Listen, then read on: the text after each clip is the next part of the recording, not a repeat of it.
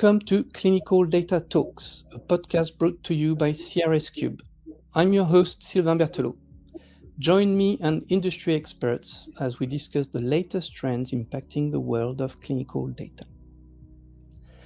Now, I've been really looking forward to today's conversation.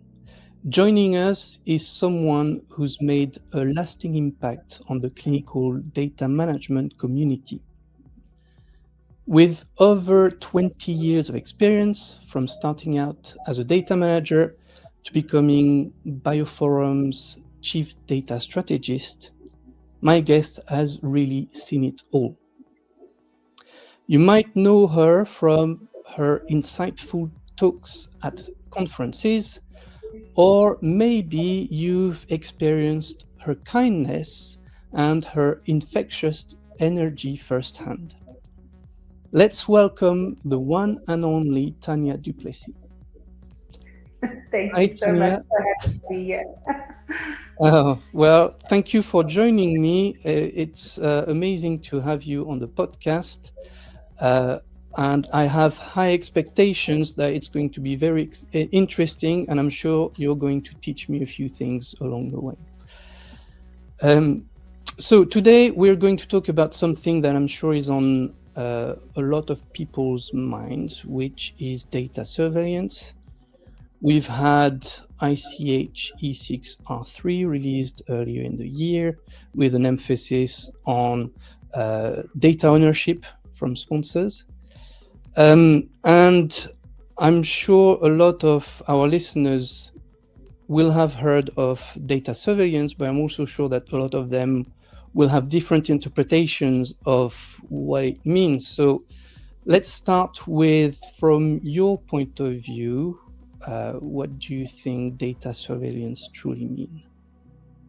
Yeah, that is definitely a tricky question. And I will tell you, we tried to corner the regulators about 3-4 years ago when the first draft of ICH 8 actually came out, where the words data surveillance were first mentioned. And we tried to get them to give us a stronger definition of data surveillance because it's such a broad term. You know, surveillance, what does that mean?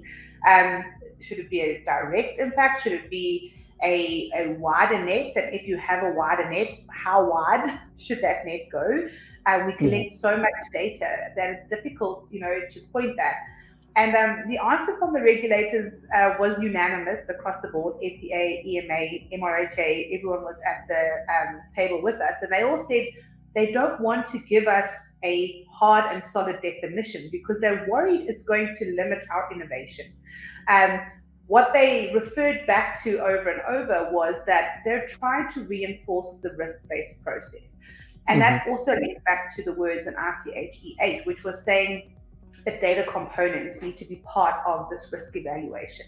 So up until now, and I say now, let's say up until the last 2-3 years, if you said RBQM, everybody said, aha, that's something the clinical does. That's my targeted SDV, or this is my monitoring plan that gets updated.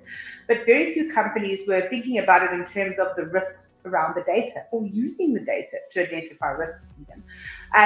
So they were trying to bring in a different, let's call it a strategy or a different layer to our data reviews to kind of encourage everyone to say, don't just look at your operational activities or the clinical aspects of data struggles that we have on a daily basis. Look at the bigger picture. Look at your data from a higher level and identify risks in that. So the question is, what's that higher level? But the answer in a nutshell really for me, Sylvain, is that they're saying to us, while you're doing your daily tasks, and we can speak a little bit about things that are critical to quality factors, which are also brought up in ICH E8, which is kind of directing us to say, focus on the issues that matter. But for everything else, take a step back and put measurements or put tools, put strategies in place that allow you to look at the rest of your data holistically. So that would be my kind of equivalent, a line drawing between data surveillance. Then I would say you could equate that to a holistic data review of some sorts, focusing obviously on areas that could potentially be a struggle for the study, meaning like if you have, a respiratory study that you're, maybe it's a COPD study and you've got certain results from your respiratory tests, that would be a focused review. But in addition to that, look at the laboratory data. So what is your laboratory data telling you in general? Are there any lab parameters that are behaving out of character, something that you were not expecting to see? So that's generally where they're going, with the term data surveillance, a wider net cast across data. But the thing there is, it's almost impossible to do that manually. You need to have tools and technologies in place to help you to review data on such a high level. Yeah, definitely. It's interesting. I like what you said about looking at the broader data, essentially, and not focus just on what maybe in the past sponsors have been, or CROs have been focusing on, based on one objective for the studies. That's good. So looking at it from a sponsor point of view, why do you think it's important for them to have a data surveillance strategy then?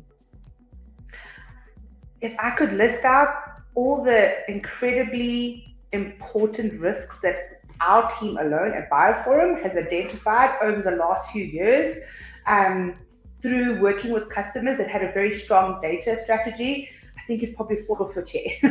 A lot of them are things that I think, as data managers, we were kind of linked to that anyway. If you speak to any data management team, I'm just thinking about something simple, like you'll ask them, which is your most difficult site on this study? All of them can pretty much answer that question within a second. They'll tell you, oh, it's that site 201. We've always got queries out for them, or whatever it might be. But they can pretty much tell you very quickly which is the problematic areas for them. If you ask them which data sets they struggle with the most, they'll have different answers for you. Some of them could be on a technical basis, it's complicated, the lab keeps updating their data sets or something like that. But if you ask them where you're raising the most queries, they can probably answer that to you as well. What they couldn't do, though, is tell you what exactly the trend was in that data, and what you were potentially looking for to change. And I think that's where this mindset has changed. So now having a data surveillance plan, taking a step back and saying, okay, we see the issue, but what is the root cause of that issue? And what could we be doing, now to potentially address that going forward? Because I would say at least 50% of these are data collection things. So this could be something like a score that is being incorrectly calculated because there's a misunderstanding as to how, a parameter should be calculated. There are different, reasons for these things happening. But if you can calculate on that and you can go back and say, if we change this one component of this form, you can potentially update that, it's great. And then you have your risk management process working in place. So that is the real gem in my eyes behind doing that. And the value that you get out of that is immense because there's a cost behind running clinical trials. So if you can click that into the next gear almost, and you can say, well, if we can manage that up front by identifying risks in the data, then you're saving yourself at the end of the day as well and fixing that potential issue that you would have only been able to do retrospectively. And let's face it, most of the time, it's not fixable. So if you can intervene in the beginning, it makes a huge difference. Yeah, so what you're saying is that you need to move from a purely reactive data management to going deeper into your data so that you can react proactively. Is that right? That is exactly it. It's moving from being the recipient of data and kind of being, I don't want to use the word victim, it's not the right word, being the recipient of bad data and having to just deal with it, having to just, as you said, be reactive every time, to having the power to go back and say, this isn't looking right, let's go back and see if our collection methods are correct. Does the patient have the right instructions? Does the site have the right instructions? Does everybody understand how this data should be? And in some cases, the answer is yes. The instructions were correct, the data was correct, and this is just what the data looks like. But that in turn has got additional benefits because now you may be highlighting a safety concern. It could be a potential problem going towards your endpoint. You see immediately when something isn't working right. And that's the difference, as you say, between being reactive and being proactive, being able to make that decision a lot quicker. Yeah, and I imagine that then when you get to your data analysis, you're more confident that you understand your data better than if you were just looking at it, not afresh, obviously, because you wouldn't ignore it throughout the study, but you have a better handle on what the signals are in a way. Typically, without a data surveillance strategy, you get that surprise from biostatistics where you get that first discrepancy log. And then we're back to what we discussed previously, which was now you're reactive because now you've received it and you have to try and figure out, what you're going to do next on that. And it's an uncomfortable surprise when you get this and you're like, what do we do now? And the quicker that biostatistics review happens, the better, of course, here. So when we speak about data surveillance, I think another important point to remember here is that this isn't alone a data management activity. There are other departments that very much need to be part and parcel of the strategy. So yes, led by data management should be heavily involved there, but the stats team should be reviewing data along as well. And even the medics, if you can get them involved in that strategy to really have all sides of clinical trials and all of the expertise coming together to identify those. Your statisticians specifically will be able to identify risks in data equally, if not better, than what our data management team was, because they'll be coming from a different angle, right? So they're thinking endpoint, they're thinking patient populations, and they'll highlight different sets of trends to you. So you avoid that big surprise at the end, to your point, when you're getting close to database lock, you know exactly what you have to deal with. And any risks that popped up, your stats team has hopefully been managing with you. Yeah. Yeah, and that makes it more interesting, actually, more interactive. I love that. As you were talking, it reminded me of when I was working in my previous experience in RTSM, and we were talking about audit trails. And there was a big question of how much do you put in your audit trail? What is not enough or what is too much? And now hearing you describe data surveillance, you talked about the high level, but essentially at the end of the day, you need to also define what data points you need to look into, and it can be a lot. So in your experience, how do you define those data points? Yeah, that is very difficult, right? And you have a very good point there, Sylvain. Like, where do you start? And I think there I would like to emphasize that, whatever tool companies use ultimately to survey their data, you need to have the ability to go from the high level view right the way down to a data point review, so that you can actually target that specific area and know exactly, which data point is ultimately the struggling, because sometimes it's not quite as clear as it seems. You might see the trend and a specific data point, but when you start asking what's happening here and why, you find out the root cause is actually in a different, data set potentially as well. So you need to be able to have the ability to go down and just see what's going on there. But that is the $100 or the $100 question here, right? Is how do you know what you're supposed to be reviewing? Which is, again, what we asked the regulators in the beginning was, tell us what we should be reviewing. But it is difficult. So you need to go with a high level strategy of saying, we're looking for results that are outside 10% of what we would expect, or a consistent drop across all patients or all visits. You need to think a little bit outside the box in terms of that. So in my head, data surveillance is complex. But you've kind of described a relatively simple process that you look at the signals and then you drill down into the details. In your experience, is that process working across the board, like in all studies, all therapeutic areas, or are there exceptions? I think there are exceptions. So studies with small amounts of patients can actually sometimes be more difficult to find trends, because obviously the more data you have, the easier it is to use tools like machine learning, where you've got AI models perhaps running over that data and you can identify the trends. Now, anyone using these models will tell you, if you've got 4 or 5 patients on a trial, they probably won't be able to run these models. There's just not enough in there.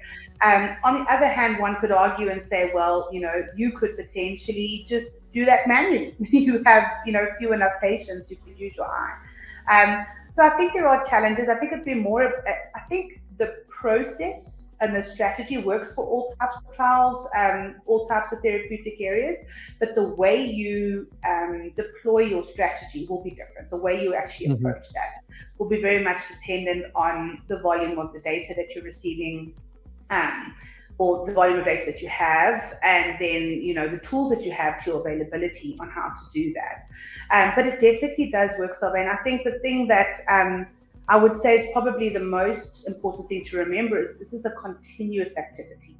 So you do need to jot this down as part of your cleaning plan, whether you make this monthly or quarterly, but you need to have it as a regular activity. You can't, you know, do it once a month, or let's say, for example, 2 months into your study and say, I didn't find anything. And then wait 6 months until you do it again. You may just not have had enough data, or maybe there were no trends at that point. But the more data you have, you get there. Similarly, you can't get to 6 months and say, I've identified, you know, 10 risks already. I think I did my job. I'm going to dust my hands and sit back now. I'll do that again later. It is about identifying that risk. And of course, once you do find a risk and there is a real challenge there, you do need to deploy the mitigations. And once you've done that, you need to add that to your risk log, of course. Well, it needs to be in your risk log before then, but complete your mitigation and continue to monitor that risk going forward. But that doesn't mean that you may not find anything else going forward. What we do typically see is when there is a bulk of data that comes in, so let's say you get about halfway through your clinical trial, a lot of the risks have been identified at that point as patients kind of cross over the visits, right? So when most patients have gone over visit 1, if there were any challenges with any data sets, or let's call them, tests that were being performed, you probably would have found the risks by that point for that particular visit. So we do see a bit of a decline in identification of risks as you progress through the study, which makes sense, you know. But I definitely, we deploy it across all trials. We don't ask what type of a trial or what indication. It gets deployed across all. And there's always surprises. We've never had one single trial that's come back and said, no, we didn't find anything. There's always been something. Have there been big issues every time? No. Some of them have been, oh, that's interesting. Weren't expecting that. It's probably unique to this particular patient case and this particular site, maybe based on X, Y, and Z. But it's never been nothing, if I can say that. So definitely worth deploying across all trials, but do adapt the strategy based on, you know, your tools and the size of the study. Yeah, and it's great that at the end of the day, what you're going to find, I assume, will help you when you submit to regulators as well. And now they're expecting you to have done a proper risk analysis and mitigating your risks. So but overall, and you might think that it's not the right question to ask here, but it sounds like it's more work, that you involve more people. You talked about not only data managers, but biostatisticians, for example. So it's more work from more people. So is there a risk that this process extends study timelines in the end? I wouldn't say study timelines. I think if anything, it's actually reducing timelines. So I'm going to break up my answer in two, and that is the volume of work for data management and then the volume of work for other departments. I'm going to do other departments first because it's easier to answer. Let's be frank here, and I'll put my hand up and probably be, have rotten tomatoes thrown at me at any stats conference, but I would be happy to put my hand up there to say this. The stats team needs to be involved from the very beginning. They really need to. But historically, we've seen them very involved in protocol development, and then they kind of disappear on us until there's actually data to look at, right? And we've all had, from the DM side, we can all tell you stories about, sending CRFs or edit check documents to statisticians and getting an answer back a half an hour later saying, reviewed, no comments. And you think, wow, you reviewed 800 edit checks in a half an hour. It's very impressive. But we know they didn't review that, right? And similarly for CRF designs, this has really historically been a struggle that we've always had. And understanding the burden why, it's a lot on the statistician. For most companies, they've got other things to do. There are multiple trials that are running. They are busy with safety reviews and all these things. And they got pulled into, let's say, live activities where this feels very much set up. And I think in a way, trusting data management may be a tad too much there to say, data management's got this, they can do it. But that's not the right mentality. And if you read any company's SOPs, all of them do state that the statisticians should be there. But as I say, you get these comments back. So initially, if you're rolling this out for the first time in your company, you may get that pushback from the statistician who would say, I haven't had to be there up until now. Why is this a problem? But they do see the joy in that after this. I would say the first study is a bit bumpy sometimes, getting them to really engage. But after that, they do find the joy in that. And what I often say to stats teams when, especially when I know they're going into the first time, I always say to them, this is about proactive issue management. As I mentioned earlier, a lot of the time our response was very, delayed. As you mentioned, you used the word reactive. It was exactly that. So we're seeing that data months after it's been collected, and only then the statisticians are coming back to us with comments. There's not much we can do about it at that point. So I always go in with that point with the stats teams as well and say, look, I know I'm asking you to do a review up front, but number one, it's not my decision. This was done by the regulators. So it's not Tanya's decision. It's being emphasized. So I need you to come to the party. But number two, what's in this for you is proactive identification of all issues that you see during trial conduct, which gives us the ability to address them and hopefully give you better data at the end of the day. And they do resonate with that. I do think that additional industry struggles are forcing us down a different route. We didn't mention too much of that in the beginning, but one of the biggest struggles that we have is the volume of data that we're receiving in the industry now. So when you say data surveillance, we spoke a lot about EDC, you and I now, but we have to remember that there's so much data that is being captured outside EDC now. So I think the latest statistics is only 30 or 40% of data is actually in the EDC database and everything else is outside. So when you say I'm doing data surveillance, you need to include all those data sources as well and how you're going to review those. And that does change it as well. So that data is coming regardless. So from a DM perspective, you have to ingest that data, whether you're going to be receiving it in SAS files and trying to do this review, in a different kind of way, or if you're going to be using tools to do it, the data is coming your way. And that data surveillance has to happen. So the industry changes have forced us in that as well. So when we say more work, I think maybe a tad bit more work there for us, but I do think that is where we need to get smarter about how we're reviewing our data and how we're identifying these anomalies and trends that we're trying to highlight out through this data surveillance process. Yeah, and this is where AI hopefully can help in the future, because trend analysis could be done automatically. And what would be amazing is if you could get your signals directly prompted to you rather than having to look at all this data thinking, what am I looking for? Correct.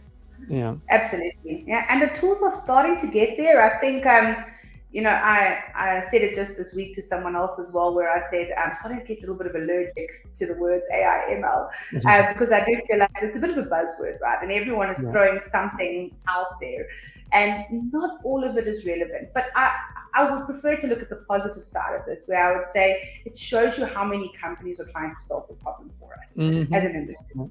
And that is a very good thing, because the more we try, and if we've got a lot of us all trying at the same time, eventually we're going to strike gold with it doesn't have to be a specific tool or platform. It's about the approach of it. How did I approach this? What strategy did I deploy in order to get to this point?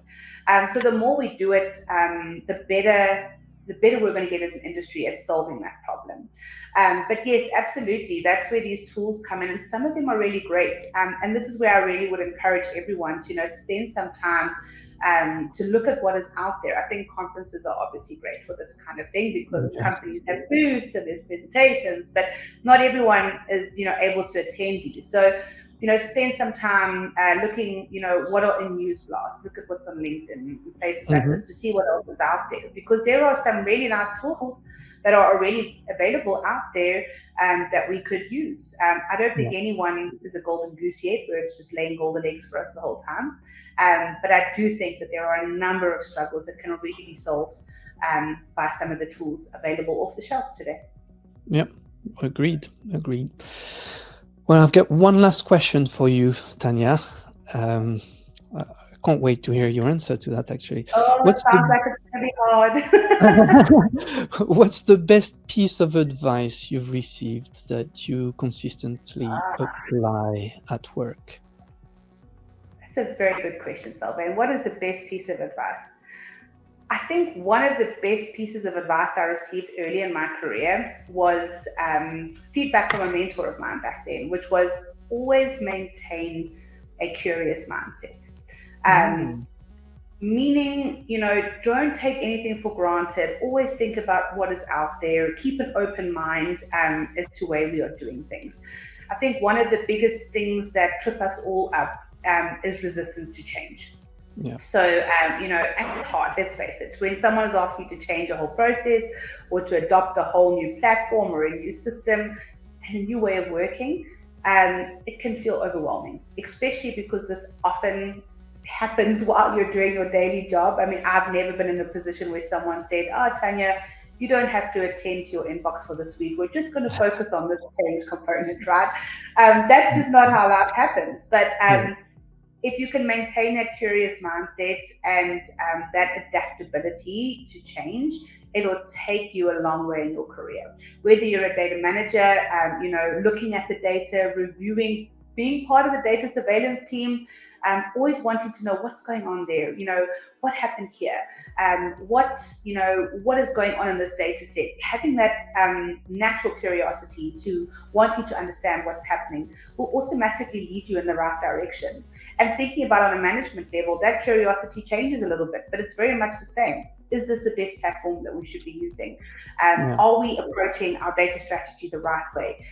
If you're on the farmer side, do we have the right partners? Are we connected with the right companies to help us support this? It's that curiosity and that drive to, and I always want to enhance and improve. I think that's something that's critically important. And then ultimately, when you have that curious mindset and you're thinking about, what could be done better, it will help you with that change adaptation, because you'll understand that, what you're doing is ultimately moving in a direction which will enhance, either the team's performance, shorten timelines, reduce budgets, all these kind of things which are really important. So that would be my advice to anyone who's listening as well.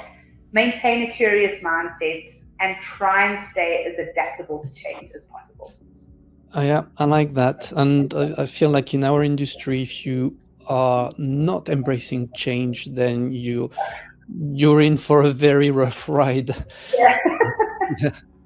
Well, Tanya, thank you so much for your time. It's been great because I think we started with a problem that then along the way I felt a lot better about. So at least for me, it's been great. I'm sure it has been for a lot of our listeners as well. Thank you. Absolute pleasure. It was so delightful for me to be here. I hope I could solve some problems. I wish I had answers to all of them. I don't, but we're growing as an industry together. But I do hope this brought some relief to some folks that are just getting started or in the thick of things and not quite sure where to go. But yeah, really happy to help and to be able to share my 2 cents today. Yeah, thank you for that. And thank you all for listening. I hope you found it interesting today. We've got many more interviews on our website.